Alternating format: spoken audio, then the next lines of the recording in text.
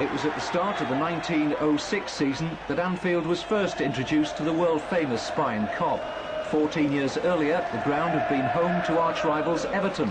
Indeed, Liverpool FC came about almost by default, after a row over rent led to the majority of the Everton shareholders storming out and setting up camp at nearby Goodison Park. The few who remained at Anfield decided to set up a club of their own and called it Liverpool Football Club. The year was 1892. It's well known to all who've stood on Liverpool's Kop that the name travelled thousands of miles from a small town in South Africa, where there stands a hill known to the locals as Spion Kop. After a fierce battle for the hill, fought during the Boer War in 1900, many Lancastrians needlessly lost their lives, and the infamous hill earned its place in the history books. The greatest memory of the Kop would be maybe Inter Milan 1965, when they came here. It was semi-final European Cup. They expected to beat us, and we whacked them 3-1 and got robbed over there. Another time was the St Etienne game, when we needed to a late goal, which we got through the super sub Davy Fairclough.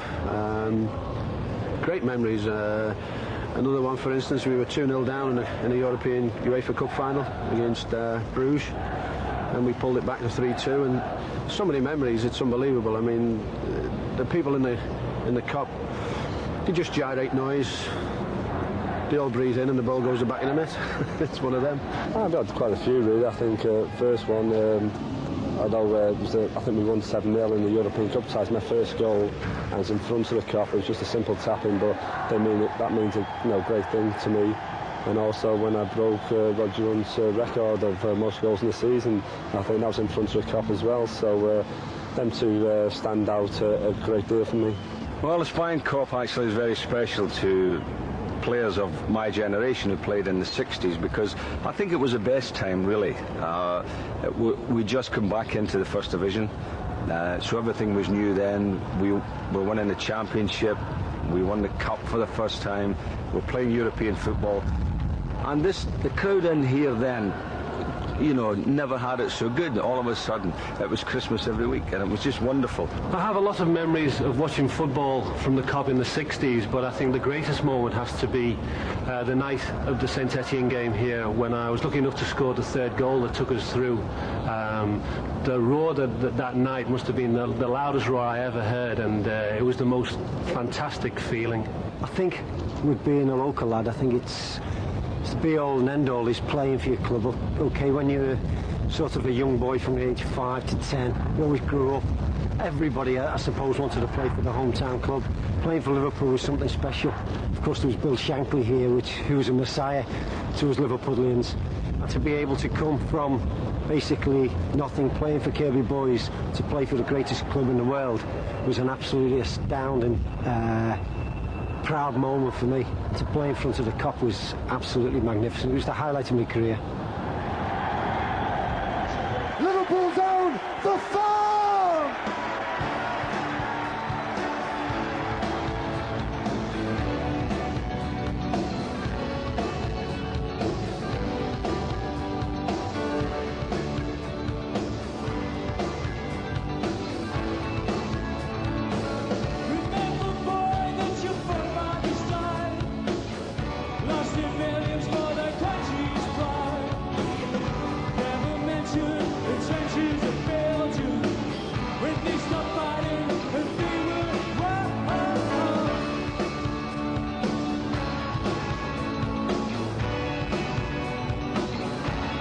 I never thought I'd play in front of the Kop.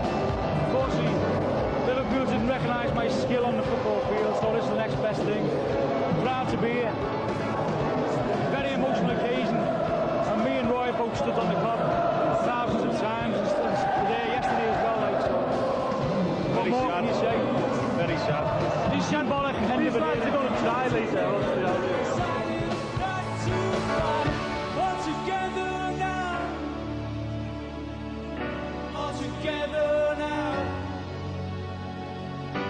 Together now, in no man's land, together, all together now, all together now, all together now, all together now, all together now, together, together.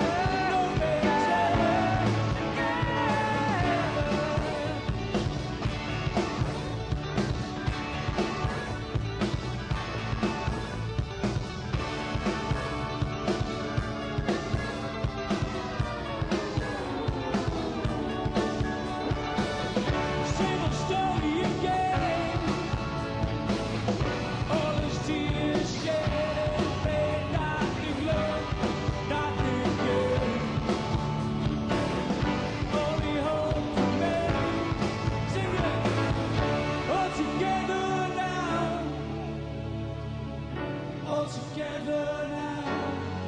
Come on, all together now. In no man's land, together, all together now, all together now, all together now, all together now, all together now, together, together, in no man's land, together, all together now, all together now, all together now, all together now.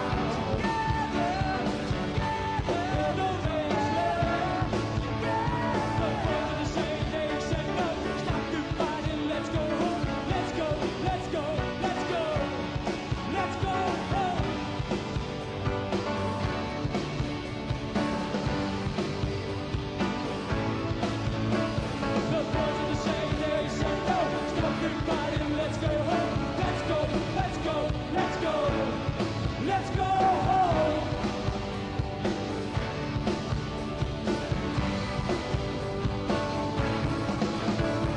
We love Bill Shankly.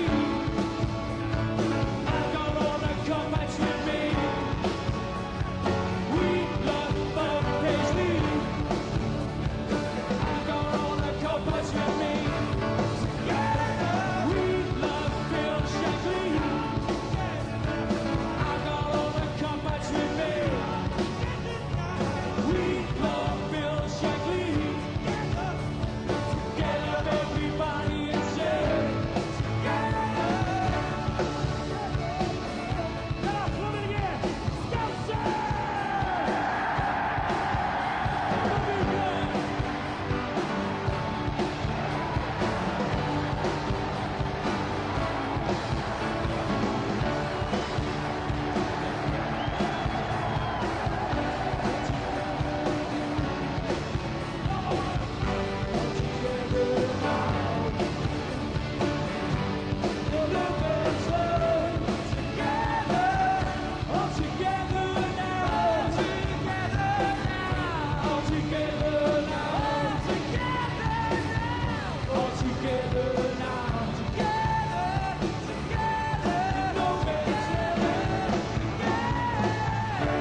Thank you very much.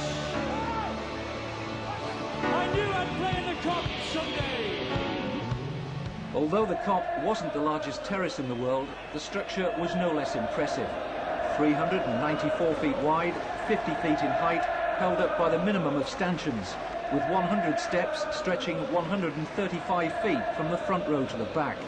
Yet it wasn't the statistics which made the Kop the most famous terrace in the world, it was the people that stood on that terrace, the Kopites.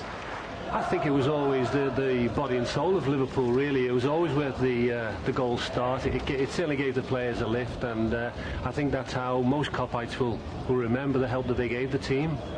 It's an awesome sight.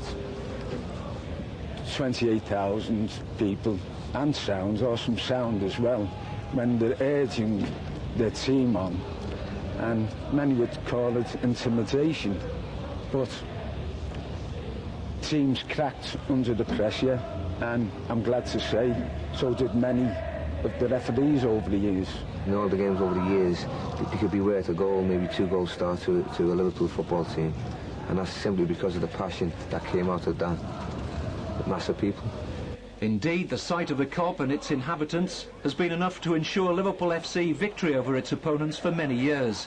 Even Shankly believed that the Kop was worth a goal start. Reports of visiting teams arriving at the ground in fear and goalkeepers shaking in their box aren't exaggerations. As the Second World War drew to a close, Liverpool's fortunes began to change as the team, boasting Billy Little and Bob Paisley amongst others, took their 5th league title. Nevertheless, celebration was premature.